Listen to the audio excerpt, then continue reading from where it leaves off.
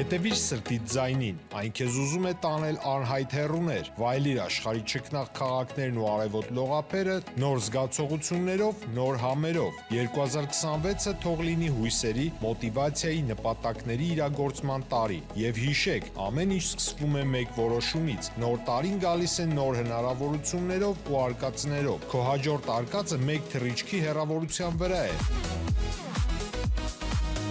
Travel with M 095 89 20 48 Բարև ձեզ արգելի հեռուստատողներ, մենք շարունակում ենք կարևորագույն թեմաների քննարկումները, այս բան ես զրուցում քաղաքագետների Նիկ Մալխասյանն, շնորհակալ եմ Նիկ։ Բարև ձեզ, ես եմ շնորհակալ։ Տարին ամփոփում ենք եւ կարելի է խոսել տարվա կարևոր իրադարձությունների մասին։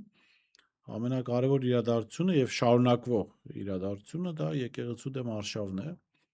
Դեկտեմբերի 18-ին Նիկոլ Փաշինյանին միացած տիրադավ հոգևորականները փորձեցին արշավանք դեպի Մայրաթոր Սուրբ Էջմիածին, որը ըստ էության այդ օրվա համար, եթե պլանավորված էր դա, տապալվեց, որովհետև չկարողացան մուտք գործել Մայր տաճար, չկարողացան տապալել Գերագույն հոգևոր խորհրդի նիստը, եւ վերջո ժողովրդի ամոթանքների, սուլոցների ներքո փախան ուղղակի։ Նույնիսկ իրենք են խոստովանում, չէ՞ որ միայն թղթի վրա են նիկոլական Facebook-ներում մարչեր եկել այնտեղ պաշտպանելու այդպիսի մի հոգևոր։ Այո, մի հոգևոր։ Հետո մի ժամից հետո իհարկե այդ post-ը ջնջել էր, բայց այդ երեց էր ինչ էր հոգևորական էր, ասել էր միայն նիկոլական են Facebook-ում, այ հենց պետք է որ նիկոլական լինեն եկեղեցու բակում, այդ մարդիկ չկան։ Այսինքն խոստովանում են։ Դե հիմա ինչ անեն մարդիկ։ Մարդիկ գուցե նիկոլական են, բայց պատրաստ չեն Կճոյանին ընդունել որպես հոգևոր առաջնորդ։ Սա տրամաբանական իրավիճակ չէ, որովհետև երեք հետաքրքիր Հայկ Նահապետյանը մեր եթերում մի հետաքրքիր թիվ ներկայացրեց, որը այսինքն 5 թեմ է միացել, հա, վեհապարի դեմ էս արշավանքին եկեղեցու դեմ, որի շարքերում ամենամեծը 1.2 միլիոն բնակչություն ունեցող Երևանի Արարատյան թեմը, ուրիշ թեմեր, մի խոսքով 1.5 միլիոնից ավել մարդ կա այդ թեմերում ապրող, եւ փաստորեն դրանք 10 հոգի չկարողացան իրենց հետ տանել։ Սա գնահատական չէ Նիկոլի Բենտլի Սամոյին եւ մյուս հոգևորականներին։ Եվ դա տրամաբանական է, որ այդ մարդիկ չէին էլ կարողանա 5 հոգի իրենց հետևից տանել, տեսեք, երևի այս տաղավարում էլ ենք խոսացել։ Նիկոլ Փաշինյանի եկեղեցու դեմ պայքարը սկսվեց տապալվել հանրային ընկալման դաշտում, երբ ինքը ընդունեց այդ 10 տիրադավ եպիսկոպոսներին, որոնց թվում էր առաջերտին Կճոյանը։ Եթե միջև այդ կային մարդիկ, ովքեր մտածում են, որ միգուցե Նիկոլ Փաշինյանը կարող է եւ ինչ որ բարի նպատակներով արդյունավետ եկեղեցին դարձնելու նպատակով կամ չգիտեմ, բարեփոխելու նպատակով փորձում են ինչ-որ բան անել, բայց երբ տարան Կճոյանին դրեցին Նիկոլ Փաշինյանի կողքը, արդեն այդ չեզոք մասան հասկացա, որ այստեղ Նիկոլ Փաշինյանը առաջնորդվում է ոչ թե եկեղեցին բարեփոխելու ծրագրով, այլ առաջնորդվում է զուտ քաղաքական ծրագրով եւ հաշվի առնելով մի շարք հանգամանքներ, եկեղեցու դեմ պայքարը թելադրվում է օտարերկրյա կենտրոններից, մեկը Ադրբեջանից, Թուրքիան է հայտ ներկայացնում, ինչպես նաև այդ կարևոր օղակներից մեկը գլոբալիստական կենտրոններն են, որոնք նույն բանը կազմակերպում են ուկրաինական եկեղեցու հետ կապված,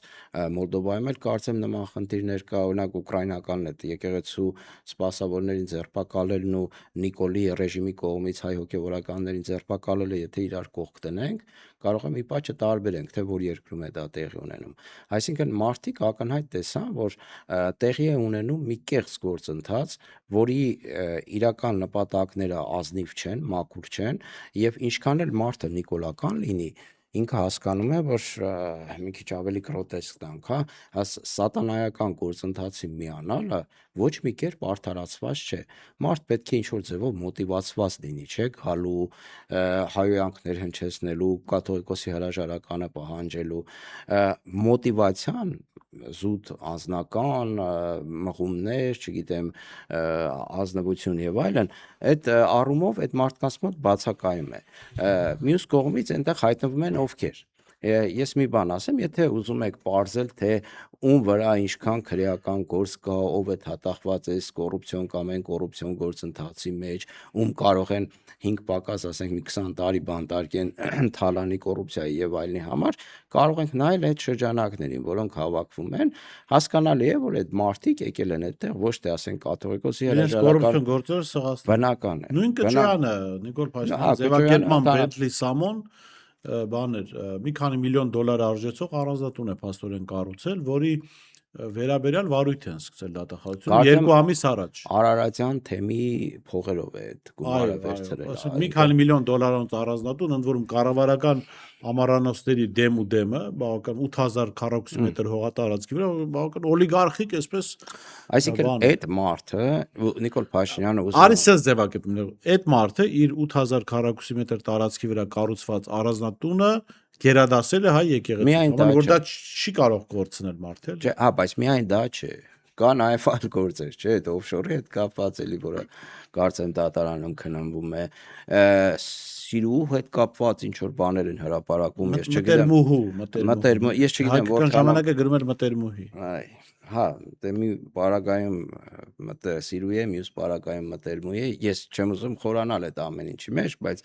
երբ որ Նիկոլ Փաշինյանը քննադատում է, իմիջիայլոց նկատել է կուսակրոնության թեման, մոռացել է, անցել է, չգիտեմ, դրսից կառավարվելու եւ այլն թեմաներին, հիմա այդ մարդիկ որ գտնվում են մայրաթոռում եւ ինչ որ բաներ են պահանջում, ախր դպրոցականի համար էլ պարզ է, որ այստեղ տեղի ունենում կեղծ սատանայական հակաքրիստոնեական գործընթաց,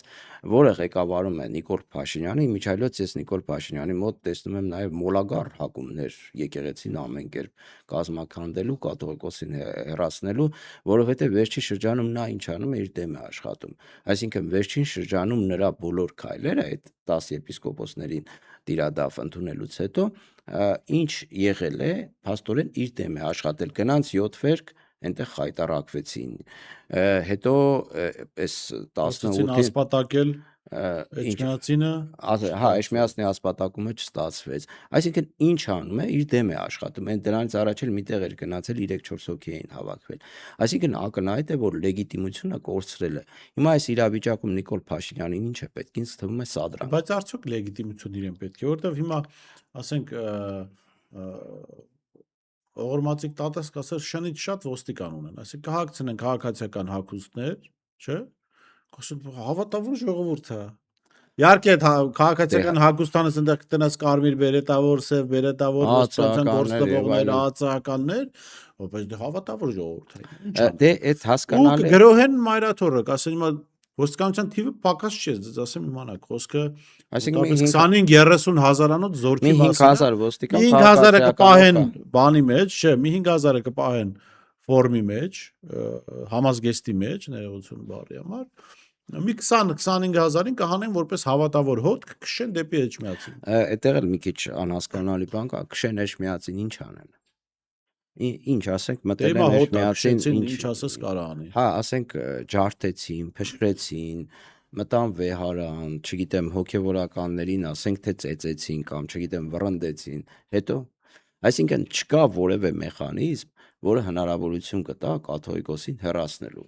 Այդպիսի մեխանիզմ գոյություն չունի։ Բայց Նիկոլ Փաշինյանը մեխանիզմ հետաքրքրում է։ Կար մեխանիզմ սահմանադրական դատարանը օկուպացնելու։ Չէ, այդ մեխանիզմն էլ չկա, բայց կարող են, չէ, օկուպացնել։ Դա, ասենք, դատավորների վրա հոգեբանական ճնշում գործադրելու կամ, չգիտեմ, խափանելու այդ դատական։ Հա, այստեղ որ կաթողիկոսը Եթե կաթողիկոս հրաժարական չի տալիս, այո, այստեղ Նիկոլ Փաշինյանը հայտնվում է կամ հայտնվել է արդեն պատային իրավիճակի մեջ, որովհետև իրենք հասկացել են, որ ոչ մի բան, այլ խոսում ենք լեգիտիմության մասին։ Հիմա ինքը կարող է 10000 ոստիկան քաղաքացիական հագուստով տանի կամ ՔՊ-ական, չգիտեմ, ինչերին տանի այնտեղ, բայց դա չի լուծում հանրային լեգիտիմության խնդիրը, որովհետև մարդիկ տեսնում են, տես հրապարակեցին իբր սենսացիա, չէ՞, իբր ԱԱՑ-ի կողմից այդ թղթի կտոր, որ տեսեք Լենինգրադում հայերեն գրված ԱԱՑ-ը։ Հա, նույնիսկ եթե Լենինգրադում չէր կարող Լենինգրադում ա եղել, չի կարող։ Հա, բայց Պակի գրագրությունը բլանկները, հա, այդ թվերին ուղղակի չէին կարող միայն հայատար լինեին։ Դա, ասենք, աներևակայելի բան է։ Ես հիշեցի, ներողություն, այդ ֆոնի ես հիշեցի մի անեկդոտ, գեներալի անունը չեմ ուզում տալ։ ուրեմն մի գեներալի, որը որպես զինվորական փառապանց ճանապարհը անցել, այլ բան, որ գրագիտության խնդիր կարող էր ունենալ, ուրեմն ինքնակենսագրականն է թելադրում եւ ադյուտանտը գրում է, ասում է գրի, որ ուրփաթ մտանք հորադիս, ասում է, պարոն գեներալ, ուրփաթը Փ-ով էր թե B-ով, ասում է գրակ իրակի։ Հիմա սրանք են, մտածել են, ախպեր ռուսերենով չեն կարա գրենք, եթե հայերենով գրենք, ի՞նչ տարբերություն։ Չէ, ինձ թվում է այստեղ ոչ այդքան դիլետանտության խնդիր է, որքան ռուսական գործոնից վախենալու, սարսափելու բան, հասկանում եք, եթե իրենք դա հասկանալի է, որ KGB-ի այդ արխիվները փլուզումից հետո սովետական միության այստեղից դուրս են բերվել մամուլում շատ հրապարակումներ կան այդ մասին էլի դուք պատկերացնում եք եթե 30 տարիների ընթացքում այդ արխիվները լինեին ԱԱԾ KGB գործակալի հիմա քանի հոգու դեմ էին օգտագործվել այդ ամեն ինչը ներհասարակական խժդժության ներհասարակական կոնֆլիկտի թեմա էր դա բացի այդ իրենց ագենտուրային պաշտպանելու համար ռուսական FSB-ն համարվում է KGB-ի իրավահաջորդը։ Հետևաբար այդ տրամաբանությամբ այդ ամբողջը հանել տարել են Մոսկվա։ Ես չեմ կարծում, որ իրենց ձեռ ինչ որ բան կա, որ իրենք էլ գաղտնազերծեն կամ բացահայտեն։ Բայց նույնիսկ եթե դա այդպես ինչ որ մարդիկ կան, որ հավատում են, որ այո, հնարավոր է նման բան լինի, այդ խեղկատակությունը ճիշտ լինի, զրոյական արդյունք է գործում հասարակական տրամադրությունների վրա։ Նույնը վերաբերվում է Արշակ Սրբազանի հետ կապված ինչ որ աննորմալ վիդեոների հրապարակումը։ Էլի զրոյական ու Նիկոլ Փաշինյանը այդ ամեն ինչը տեսնելով ահավոր սկսում է կատաղության նոպաների մեջ ընկնել։ Իրեն թվում էր թե որ նման բաներ հրապարակի ժողովուրդը ասենք 10,000-ներով լսվելու է Էշմիածին քանդի վանկը կաթողիկոսը իրենք պաշտոն որպես ԱԱԾ ունեն միայն այդ կնիքը որը գաղտնազերծված է դե ես կարող են այդ կնիքը օրինակ Որիշյան ես ու դու հայկական ժամանակի բոլոր մուտիլովկաների վրա գրեն գաղտնազերծված է ասենք ես ու դու էլ կարող ենք պատվիրել այդ կնիքը Bentley Samon Sirius ունի գաղտնազերծված է Սիրուհու տնից 4 ատրճանակ են գտել, գաղտնազերծված է, չէ։ Անդրադառնալով այդ հոգևորականներին, Կճոյանի պարագայում ամեն ինչ հասկանալի է։ Կճոյանը, ասենք, իր գործունեությամբ ամենաշատն է վարկաբեկել հայ առաքելական եկեղեցուն եւ կաթողիկոսին։ Այստեղ այլ հարց է, որ Կճոյանատիպ երևույթները ինչ գործ ունեին եկեղեցում։ Լավ, դրա մասին երևի ժամանակը գա խոսելու էլի։ Դե հիմա չենք խոսում, բայց ես այդ հարցադրումները արել եմ դեռևս Գևորգ եպիսկոպոսն էլ 13 թվականին 14-15 թվականներին, երբ Կճոյանի այդ խայտարակությունները բացահայտվեց, այդ հարցադրումները հնչել են։ Նույնը վերաբերում է Վազգեն Միրզախայանին, Վիրայոց թեմի նախկին այդ առաջնորդին խայտարակ կերպար մի հատ ադրբեջանական գազից օգտվելու մասին նշել էի, չէ, անցած հաղորդման ժամանակ, որ մարդը օգտվել է ադրբեջանական գազից, ասել են կարաս չօգտվես, ասել է հա կարամ, բայց դերի բան են տալիս, խիչ օգտվեմ։ Ու հետո այն օրը կարդացի նաև մամուլում հետևյալն է, որ վրացական պետությունը կրոնական փոքրամասնություններին տարեկան թե ընդհանուր ինչ որ մի ժամանակահատվածում $900,000 հատկացնում է եկեղեցին պահպանելու եւ այլն, այդ ծախսերը հոգալու համար։ Ու պարզվում է, որ այս Վազգեն ըստ այդ տեղեկատվության լավ էլ մխսել է $900,000, հսկայական սկանդալ, հսկայական բացահայտումներ, մեղադրանքներ, դատական գործ եւ այլն, ու հանկարծ կանգնել է այդ ամեն ինչը, պարզվել է ինչի արդյունքում է կանգնել, մենք հիշում ենք, որ Վրաստանի ու վրաց եւ հայ եկեղեցիների միջև որոշ եկեղեցիների հետ կապված խնդիրներ կա, մենք ասում ենք հայկական է, իրենք ասում են վրացական է,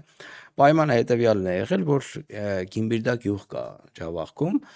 որը հայկական գյուղ է, հայկական մշակույթով, այնտեղ եկեղեցի կա, որը վեճի առարկա է, թե ասենք հայկական է, թե վրացական։ Եկեղեցին ճանաչել է վրացական։ Հա, կանգնել եկեղեցին ճանաչել է վրացական, որի այդ հրապարակման համաձայն լավ ծեծեք ելել Ջավախայերի կողմից, նման ստոր քայլ անելու համար։ Այդ մարդիկ են, որ եկել կանգնել են պահանջում են եկեղեցու փաստեր են։ Ես այն օրը այդ $900,000 ծեծուտելու եւ բանը Facebook-ում կարծեմ կարդացի։ Հետաքրքիր է, կաթողիկոսի մասին ցանկացած սուտ այդ մարդը հանրայինում հնչեցնում է, ասում է թող պատասխանի, էս դե թող պատասխանի։ Իրենք չունեն պատասխանել, հասկանում եք, իրենք հասկանում են, որ իրենք այդտեղ, ես չեմ կարծում, որ իրենք ուզենային այդտեղ հայտնվել։ Շատ լավ, բայց եթե Նիկոլ Փաշինյանը թամբել է, ուրեմն պետքա քշի։ Շատ լավ, ես կարծում դու օրերս բավական քեզ երիտասարդացած զգացիր, մի դեժավյու ապրեցիր, մի 10-15 տարի հետ գնացիր։ Որ մասը։ Երբ լսեցիր լուր, որ Մեհեր Սեթրակյանի մարդիկ էլի մարդ են ծեծել։ որտեվ ժամանակին ՀԿ իշխանության տարիներին հաճախ էին Այդ հաստատվեց այդ հիմա նյութը։ դե չի հերկվել ամեն դեպքում։ Մամուլում այո հրապարակում։ Անուններով, բաներով հրապարակվել է, ես հրապարակ Լիա Սարգսյանն է հրապարակել, վստահում եմ այդ աղբյուրին։ Եվ չի էլ հերկվել ոչ Մհեր Սեթրակյանի, ոչ իրավապահների կողմից։ Դուրում նշվել է մեքենան, որ դստեր մեքենայով են տեղափոխել, հա։ Երիտասարդացած քեզ զգացի, ոնց որ այն հին բարի ժամանակներ, որ էլի Մհեր Սեթրակյանը մարդկանց ծեծել է տալիս, հանուն իշխանության կրողի այդ պահի։ Բայց ես չէի մտածում, որ ինչ որ բան Հայաստանում փոխվել է ու ինչ որ բան այլ կերպ է ընթանում, այլ տրամաբանությամբ է Ես մի ընթանում, պահ կարծում եմ, որ ծեծողներին փոխել են, այսինքն նոր Փոխել են, ծեծողներ հա, են բերել, բայց չէ, փոխել։ սրանք ոնց որ Ես կարծում եմ, որ հիմա ինքը այդ առումով հույսը դրել էր, այսինքն դրել է իրավապահ համակարգի վրա, ասենք հիմա այն առաջ օլիգարխի ախրանիկներն էին ծեծում, հիմա կարմիր բերետավորներն են ծեծում, ասենք ինչ էական տարբերություն ծեծուտողի համար, էլի։ Բայց այս պարագայում արդեն վերադարձել են լրիվությամբ։ Արդեն հասկացել եմ, որ դե հա լավ հիմա դերասանություն անելս որն է, էլի արդեն բոլորի համար էլ ակնհայտ է, որ մեր ռեժիմը, այսինքն Նիկոլ Փաշինյանի ռեժիմը այլևս որևէ բանով չի տարբերվում, հա, այն ռեժիմից, որին այդքան քննադատում էր, որի այդ քննադատության ալիքի վրա էլ ինքը իբր եկավ իշխանության։ Այսինքն նույնը կոռուպցիային է վերաբերվում, նույնը վերաբերվում է իրավապահ համակարգի օգտագործմանը։ Մնացել էր մենակ այդ օլիգարխներին, այսպես կոչված օլիգարխներին, որովհետև չեմ կարծում, որ իրենք իր օլիգարխ են իշխանություն են կիսում, այդ մեծ արուստներին, որոնք ինչ որ մարդկանց վրա ազդեցություն ունեն եւ կարող են օգտագործել, մնացել է դրանց էլ օգտագործեն, էլ ինչ կար։ Այսինքն մի քանի մանր-մունր բան է մնացել, որ իրենք արդեն բացահայտ, ես ինչ որ ասում եմ, էությունը չեմ ասում, բացահայտ եմ ասում, բացահայտ վերածվեն այն քրեա օլիգարխիկ կոնցլագերի, որը ինքը քննադատում է ժամանակին։ Ես այն դեժավյու ասեմ, ուրեմն հանրապետական իշխանության տարիներին հաճախ կառավարության նիստերում կայացվում էին որոշումներ ի օգուտ Սամվել Ալեքսանյանի։ Հայաստանի Հանրապետության կառավարության վերջին երկու նիստերը արգասաբեր են եղել Ալեքսանյան ընտանիքի համար։ Մենք դրանցից մեկը քննարկել էինք, ընդհանրապես խղճուկ 109 միլիոն դրամի հարկային արտոնություն էին տվել։ Ինձ թվում է մտածել են, դե որ Ալեքսանյանի նման տաղան 100 միլիոն ինչ պիտի անի դրամ, հա։ Եվ նախավերջին կառավարության նիստում կայացրեցին որոշում Սամվել Ալեքսանյանի ընտանիքին պատկանող հոլդինգին ընկերությանը տալ 60 միլիոն դոլարի հարկային արտոնություն։ Եվ ուշադրություն հիմնավորում ասում եմ, այս մարդուն ուրեմն թույլ են տալիս 60 միլիոն դոլար պետական բյուջե չմուծել, ակնկալիքով, որ ինքը մինչև 2028 թվականը 120 աշխատատեղ կբացի։ 120 ընդամենը։ Այդ 60 միլիոն դոլարը, որ 120 հոգու մեջ բաժանեին, արդեն ավելի մեծ արդյունք կստանային, քան ասենք։ Հա 500,000 դոլար մարդը փող կստանար, ամեն 60 ընտանիքի տային, ամեն ընտանիքի 500,000 դոլար ու բիզնես պլան դնեն, ասեն բիզնեսներ ստեղծեք, բան հողեր բշակեք, բան։ Ես կարծում էֆեկտը ավելի մեծ կլինի։ Մոտավորապես 600 աշխատատեղ։ Այո։ Դա հասկանում եք, խնդիրը որն է։ Նիկոլ Փաշինյանը այլևս կողքի է դրել ձևականությունները, կողքի է դրել ամեն ինչ ու արդեն բացահայտ մտել է հակամարտության հետ, հակամարտության մեջ այն մարդկանց նկատմամբ, ովքեր դեռևս հավատում էին, որ ինչ որ բան այլ կերպ է, քան նախկինում է։ Դա վերաբերվում է հարկային վարչարարությանը, դա վերաբերվում է կոռուպցիային, դա վերաբերվում է փողերի անարդյունավետ ծախսին։ Այս պարագայում ինձ համար նորություն չէր, կարծեմ սրանից առաջ էլ նման դեպքեր եղել են, չեմ հիշում հիմա։ Ես մի բան էլ ասեմ, որ նաև Նիկոլ Փաշինյանի ելույթը բանի հետ կապված խանութ փակելու, հա, այսինքն ինքը իջել է խանութ փակողի մակարդակի, էլի։ Մի հատ իշխանափոխությունից հետո, որ ասենք քրեական գործեր հարուցեն Նիկոլ Փաշինյանի վրա, ես կարծում եմ դա կլինի դավթարներ ու ծայրը չի երևա, էլի, ասենք մի 500 տարի կարելի է ասենք բանտարկության տանել այդ Ագրավի սրոք ժողովուրդը։ Հա, դա ագրավի սրոքն էլ է, քիչ կրիայի երևի։ Տեսեք, ասենք մարդը խանութ է, ես էլ մտածում ինչ խանութ է փակում, բան, պարզվեց, որ այդ բջջային հեռախոսների առք ու վաճառքի եւ մնացած այդ աքսեսուարների առք ու վաճառքի խանութ է։ Հիմա որ այստեղ խոսեցինք նոր բան է, ինչ որ ցանց էր, չէ՞, այդ խանութը, մի խանութ չէր, ցանցը, խանութների ցանց։ Իսկ ով է այդ շուկայում առաջատարներից մեկը։ Սամվել Ալեքսանյանը, ճիշտ եմ։ Իր համապատասխան խանութներն ունի եւ այնտեղ վաճառքներ է իրականացնում իմ նկատելով ես մասնակից չեմ այդ խանութները որ փակել է տրվել Նիկոլ Փաշինյանը այնտեղ չգիտեմ ինչ հսկայական կոռուպցիոն եւ չգիտեմ ինչ գործեր են գտել այնտեղ 90 հատ iPhone կամ չգիտեմ հարկեր թաքցնել եւ այլն հիմա կարող ենք կասկածներ ունենալ որ դա էլ է դրան միտված, որովհետև մի կոնկուրենտ էլ հիմա ասենց մեջտեղից հանում են հանուն առնվազն թույլատրեցին։ Բացվել են։ Ես որ տեսա, հա բացվել են, բայց հսկայական տուգանք միլիոնավոր 150 միլիոն դոլարի դրամի տուգանք։ Հա, այսինքն հսկայական թվեր են։ Որից հետո կասկածել եք, դրանք այդ ընկերություն կաշխատի թե չէ, կարողանա աշխատել։ Այո, հիմա ձեզ ինչ է թվում, այսինքն այդ խանութի կողմից նման վարկագծի դրսևորումը ես չգիտեմ էլ իրականությանը համապատասխանում է թե իրականում մուտիտ են արել իրենց սովորության համաձայն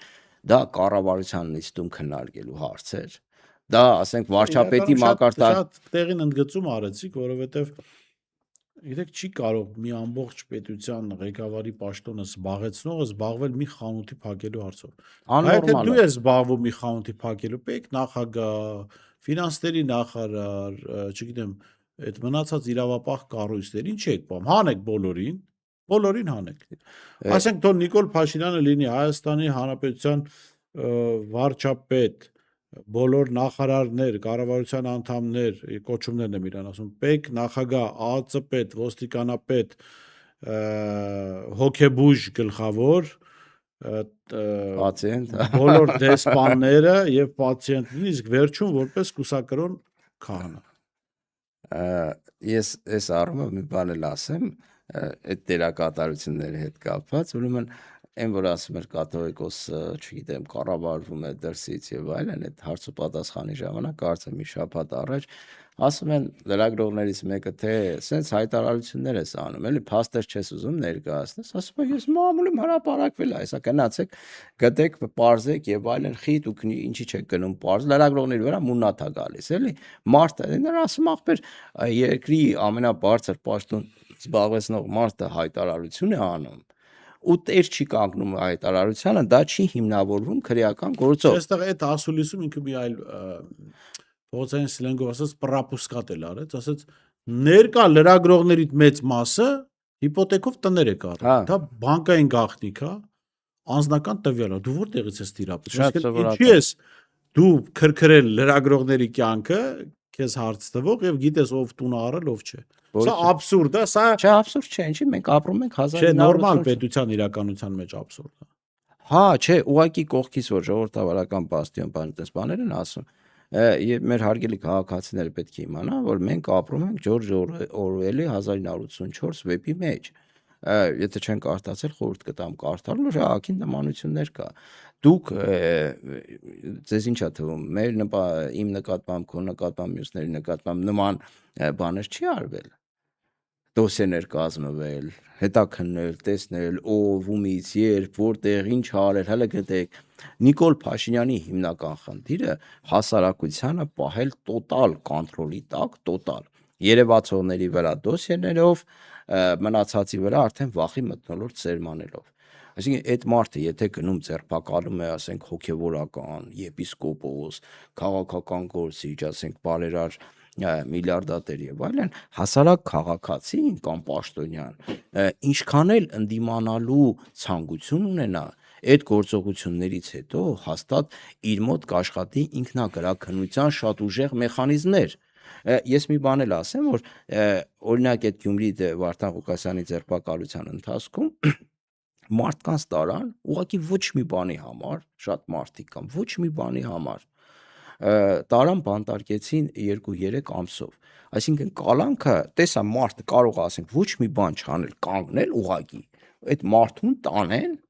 բարեկի մի ցուսմունքի հիման վրա որ ասենք շշով խփելա գլխիս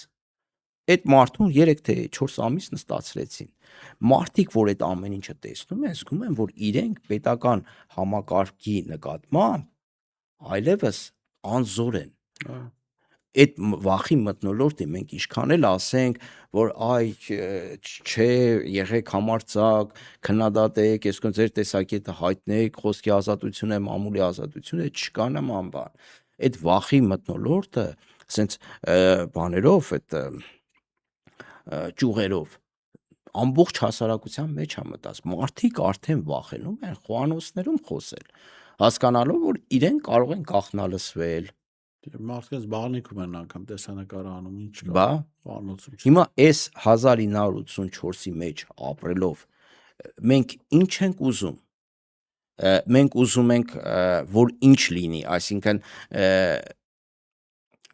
պայմանավորվել Նիկոլ Փաշինյանի հետ, որ ինքը, այսինքն նորմալ բանով էլի, որ ինքը չանի են այլանդանկությունները, որը անում, առավել եւս որ քարտ բլանշ ունի նաեւ միջազգային կառույցների դեսպանատների կողմից։ Այդ ամեն ինչը չանի, թե արդեն հասարակությունը կողքի դնելով, ես ասում եմ շատ դժվար է այդ վախի մթնոլորտը, այդ ամեն ինչը կողքի դնելով դուրս կա, օրինակ, ես մի քանի այսպես բարիերներ է Նիկոլ Փաշինյանը հաղթահարել, որ հասել է միջև կաթողիկոս։ Այսինքն սկզբից քաղաքական գործիչներին, հասարակական գործիչներին բանտարկելով, հասավ կաթողիկոսին, այդ շարքը կարելի է դատական համակարգ եւ այլն եւ այլն, հասել է կաթողիկոսին, կաթողիկոսից հետո լինելու են արդեն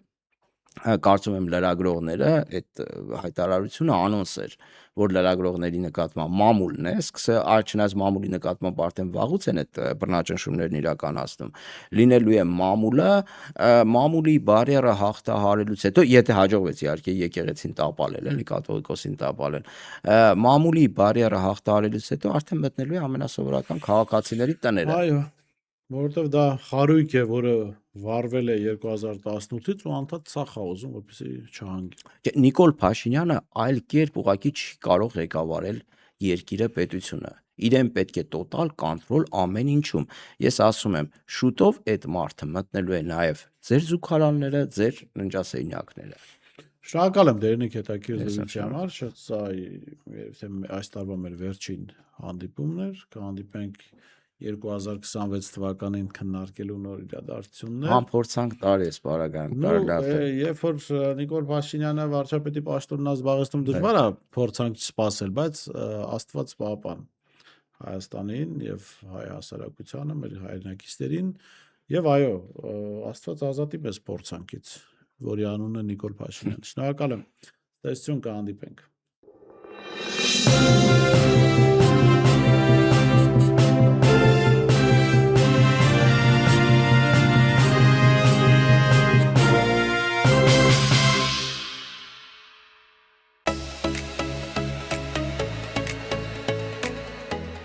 Հետևիր սրտիդ ձայնին, այն քեզ ուզում է տանել անհայտ հեռուներ, վայելիր աշխարհի ճկնաղ քաղաքներն ու արևոտ լողափերը նոր զգացողություններով, նոր համերով։ 2026-ը թող լինի հույսերի, մոտիվացիայի, նպատակների իրագործման տարի։ Եվ հիշեք, ամեն ինչ սկսվում է մեկ որոշումից։ Նոր տարին գալիս է նոր հնարավորություններով ու արկածներով։ Քո հաջորդ արկածը մեկ թռիչքի հեռավորության վրա է։ Travel with M 095 89 20 48